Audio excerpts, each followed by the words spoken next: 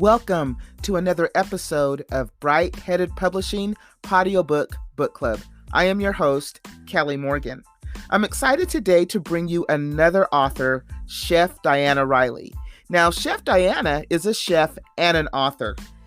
She is a versatile and passionate person, and she truly loves what she does. In her best-selling cookbook, Cooking on Purpose, Life Lessons Learned in the Kitchen, she shares her journey, and readers can gain insight into the chef life. Her latest book, Grace at the Kitchen Table, readers gain insight into the challenges and the beautiful essence of women maintaining life by praying. She also co-authored Resilient Warriors, Stories of the Perseverance of Women in the Military. Currently, Chef Diana is a member of the American Culinary Federation, and she even hosts her own podcast, Kitchen Table Conversations with Chef Diana. Her mission is to serve others through her catering company and teach the fundamentals of cooking through the significance of sharing simple, nutritious, affordable, and pleasing meals with family. Some of her favorite things to do are going on girls' trips, watching her sons play football, date night, and vacationing with her family. Welcome, the newest member to the book club, Chef Diana.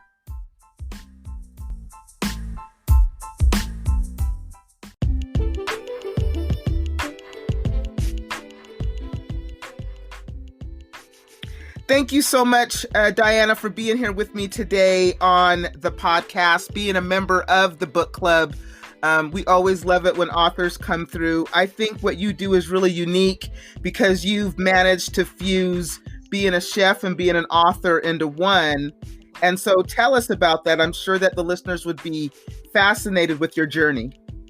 Okay, so yes, I actually managed to do that back in 2016 was when I first got published. My first novel cookbook was published in 2016. And I would like to think that when I did it in 2016, it wasn't really known for a local hometown, woman to actually publish a cookbook and be a chef. We know of all these notable, reputable celebrity chefs who have cookbooks, but for you to be in your local area, be known by your community, living, working in your community as a chef, and now you're an author, that was a big deal for me back in 2016.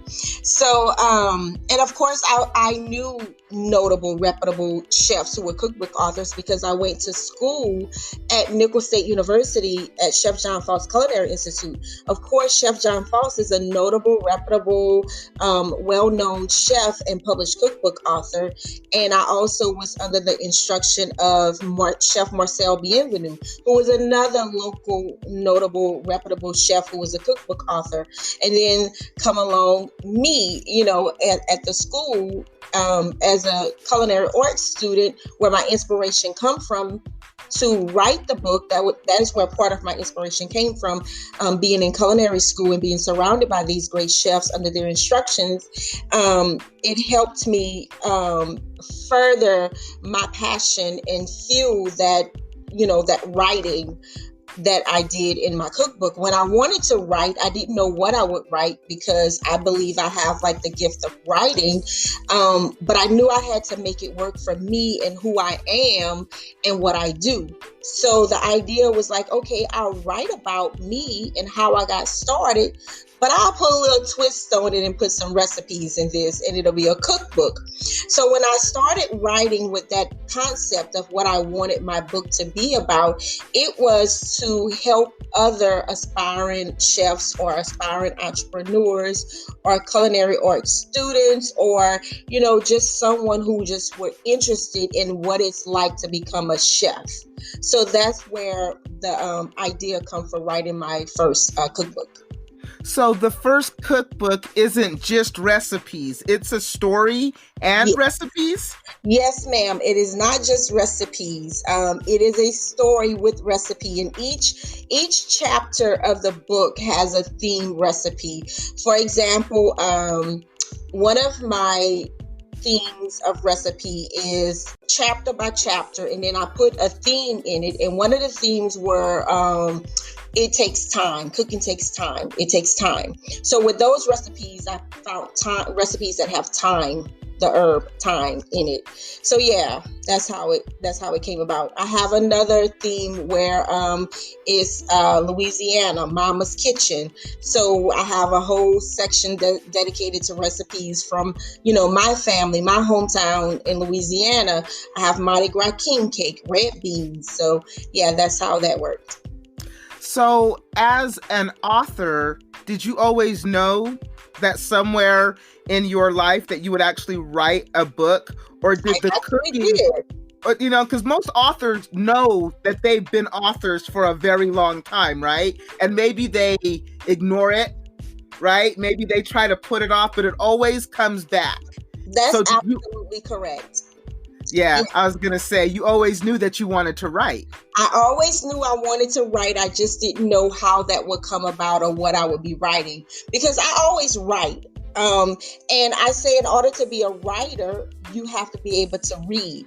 So I've always been a reader. I love books. I used to go sit in Barnes and Noble, just fascinated looking at all of the books to see which one I would take home, which one I wanted to read. And then to actually fast forward to when your book is actually in Barnes and Noble, I'm like, oh wow, I used to come here and read other authors' book and purchase their books and browse around books, and now my book is in Barnes and Noble. So did you self-publish your books? My first book, Cooking on Purpose, I'm an independent author. I did not self-publish. I went through a publishing company, Purposely Created Publishing Company. Then my second book, I co-authored. That book with 21 other women veterans. That book was, I was not the founder or the lead behind that. I just co-authored it. So I had nothing to do with the publishing with that. And my third book, Grace at the Kitchen Table, I actually self-published that book. So I have noticed that authors that decide to go self-publish have a lot of misconceptions about really what that means, or all the work that it's going to take to actually self-publish and the time that it takes. Right. It is not an overnight process, but I think that's a misconception. I wouldn't call it difficult, but I would call it challenging. What was your misconception when you decided to self-publish your book? Okay, so I had a very good experience using the publishing company, but I also had some challenges using the publishing company where I got frustrated. Of course, I was a first-time author and I didn't know the process. So I kind of got frustrated during the process. But at the end of the process, I was pleased with the product and the results. So when it came time to self-publish my book, which I happened to do it during the pandemic, early part of 2020, when we were shut down, I'm not going to say the book was already written, but the manuscript was started. I just had to go back and add a few things to it because I knew it wasn't complete. I knew it wasn't a complete manuscript. So during the pandemic, I actually had that time to focus on that. So what I did was some research. Let me see how I can do this for myself on my own, because I'm here in a pandemic and my budget is my budget. I didn't want to spend so much money this time, and I wanted to have an experience where I have more control over what's going on. And so what I did was I researched. And once I researched and found the steps, I really discovered how easy it was. I'm not going to say that it didn't have its ups, downs, pros, cons, but I realized that and like the book is titled Grace at the Kitchen Table, I'm like, well, this must be just God's grace, because I didn't know that it was going to happen like this for me. But the process was very, I guess the process was very graceful, because I was able to meet everything I needed without a challenge, other than when I got to the copyright, registering your book, and that was a tedious process. Yeah, it can be a tedious process, but it sounds like you didn't have some of the pitfalls that other authors have. So you are lucky in that aspect. Yeah, and I don't know if it was because I had the time and I focused specifically just on that. Now, I still was a mama and had to do the schooling and the virtual and the teaching and all the other, but I think it was not having to get up and go to work. I guess I focused more of my time and it made it much smoother process for me. So the second book, tell me about that. Is that a cookbook with stories, or kind of tell me how that book came to be? So Grace at the Kitchen Table is actually a devotional book. It is I would like to say it is fictional mixed with a little bit of non-fictional, but it is a devotional. And I say fictional mixed with a little non-fictional because I wanted to tell the story of women like me, women that I know, women in my family. I wanted to share stories similar to what women go through, and I want it to be something where I keep my life involved in it as who I am as a chef. So I added some recipes towards the end of it, not like a cookbook because there's only, I think, 5 or 6 recipes in Grace at the Kitchen Table towards the end. Because like I said, I wanted to keep my brand of what I do attached to my name for this book. But Grace at the Kitchen Table was inspiration for women just like me. You know, we all have different stories, yet our plights are similar. We work, we take care of children, we take care of our home, we take care of family members. You know, some of us are building careers and business. Some of us are stay-at-home moms. And then on top of all of that, we deal with personal issues. We got to get our children to act right. Our spouses might not be making us happy at the time, or we might have disagreements in our marriage. You know, we might have our friends calling us and needing us for something, you know. So I intertwined all the relational aspects of being a woman and shared the story through a fictional character and through a couple of biblical women in the Bible. Nice. And so is that book is now available? Yes, it is. That book is available everywhere, including my website. Nice. So tell me, what do you have planned now? Are you planning more books? What are your plans as far as being an author? Oh, wow. That's a good question because you know what 2020 just happened. Like, you don't want to plan nothing, right? So I have some goals. Let me just say goals. I don't have no plans because I learned in 2020. But my goals are first to develop myself. So I want to practice what I preach. When I shared those stories in Grace at the Kitchen Table, and when I wrote my stories and shared my journey to become a chef and an entrepreneur chef, and opening a business. Okay, so let me just say this before I continue, because this is what I learned as an author. A lot of times when we write, especially as a nonfiction author, you may have to eat them words. You know, life is going to come right back at you and be like, remember this? That is true. So I just want to develop professionally and personally so I can meet the needs of the women that I am called to serve, because my target audience is not everybody. And so right now with Grace at the Kitchen Table, I'm learning that we need help, and that help should be available for those women. Because when you run a household and you run various aspects of your home, even outside of your home, how do you get your family to the kitchen table? You know, what are you doing for yourself to make sure that there's peace in your home so that you can get your family to the kitchen table? And so that's where I'm at now. I'm at the point right now where I'm transitioning and shifting and focusing on those women who are like me, because I don't have it all together. Like, I'm just because I'm a chef, my kids don't eat home cooked meals every day, but I know how to make it work for my family. And a lot of times we miss out on that valuable time because some of us are running, and forget that we have to take the time to sit down and have a nice family meal.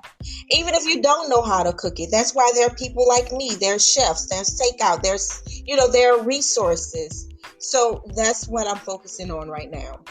That sounds wonderful. So, as a chef and as an author and as an entrepreneur, tell me about your business overall. Like, what are you doing in your community to help women, as you just said?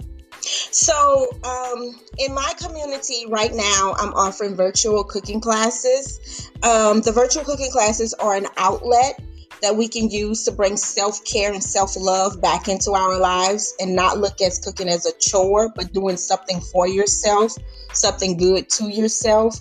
I have also did private chef experiences where I go into the homes and I cook at their homes for their dinner party or just because.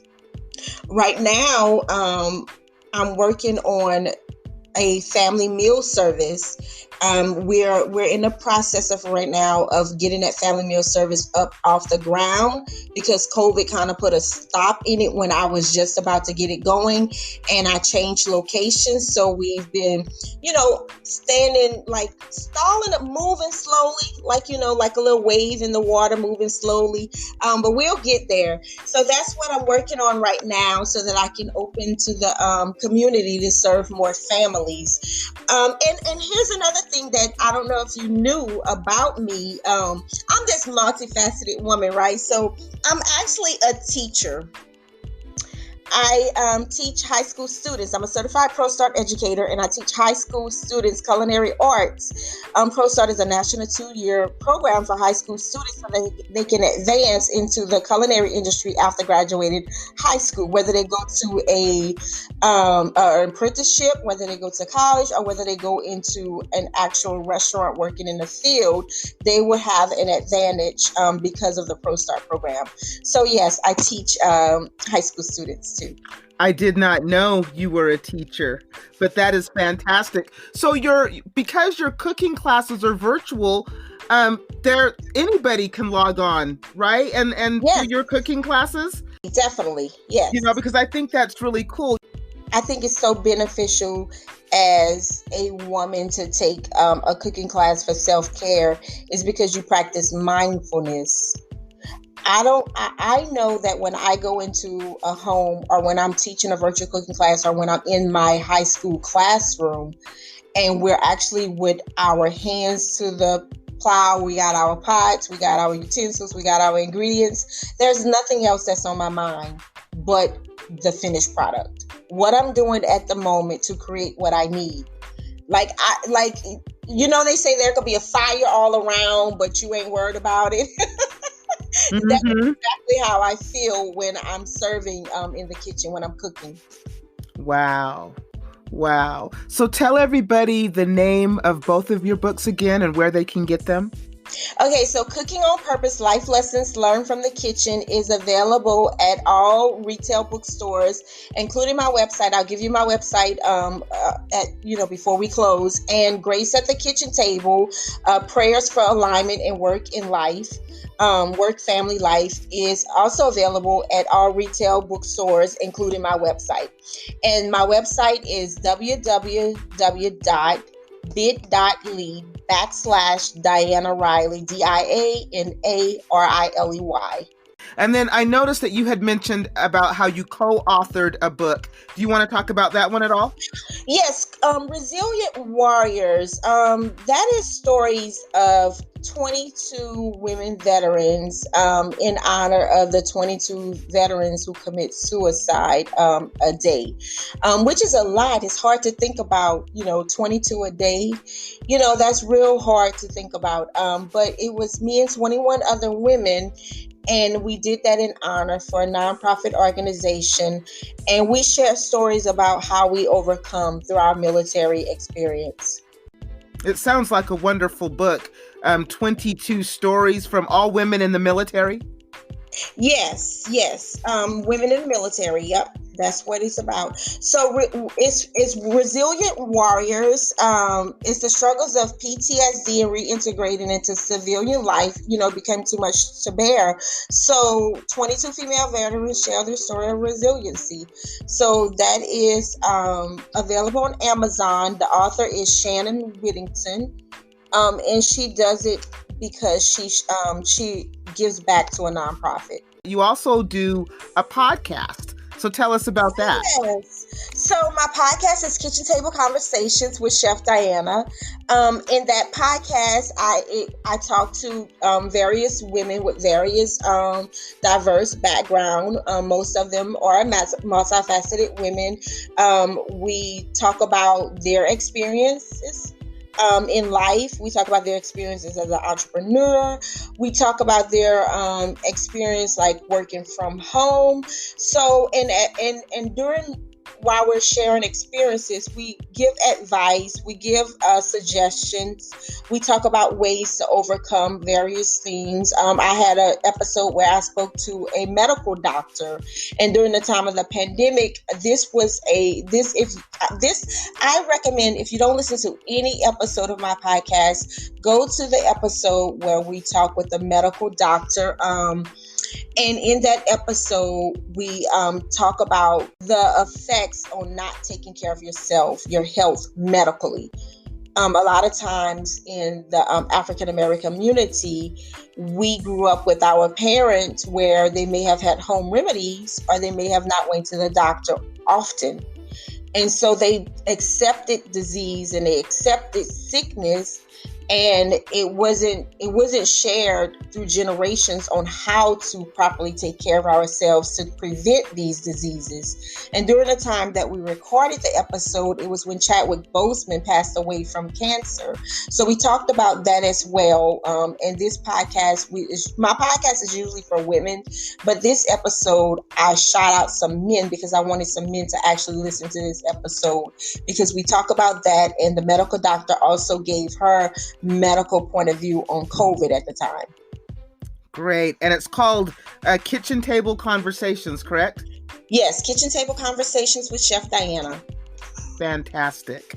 So Diana, I want to thank you for being here with me today. I really appreciate you coming through, being a member of the podcast. I would love to leave the door open, so when you have anything else going on, and you are always welcome to come share if you put out another book. It sounds like you have a lot going on. So whenever you want to come and, have us catch up with you, the door is always open. Thank you so much. I appreciate you. I appreciate you for reaching out to me and inviting me to be a guest on your podcast. I really enjoyed this. And I love your idea of podcast helping authors. This is wonderful. It exposes readers to lots of different authors who they may have not even known about until your podcast. Right. That's the idea. That is definitely the idea. So thank you.